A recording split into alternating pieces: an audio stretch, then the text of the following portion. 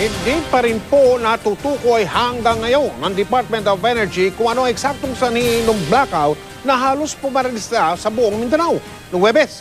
Pero isa raw ang tiyak, regular pa rin makakaranas sa mga taga Mindanao ng hanggang 4 na oras na mga brownout na sasabay pa sa nalalapit na tagginit. Nakatutok si Julio Segovia.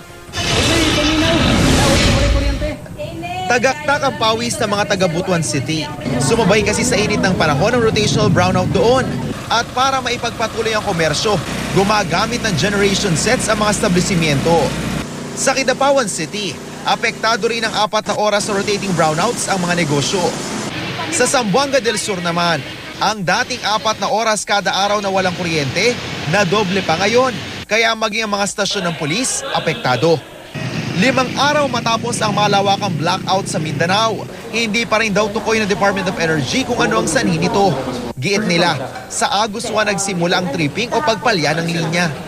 The first plant to trip was Agus 1, so we start investigating Agus 1 and the lines, moving up towards the last plant na nag-trip. They may not be the cause, but the first plant to go down based on the sequence is their plant.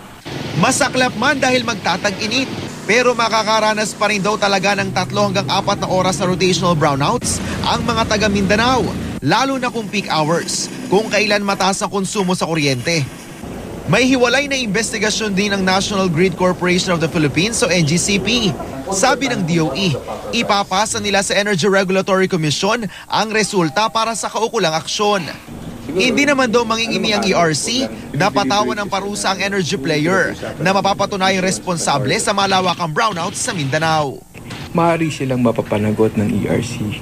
Karaniwan ay yung pagpapamulta doon sa hindi nakasunod, and at the same time, yung pag-uutos na tuparin or magsagawa ng aksyon nang sa ganon ay makomply yung dapat na i-comply ng mga regulasyon. Julio Segovia, Nakatutok, 24 Oras.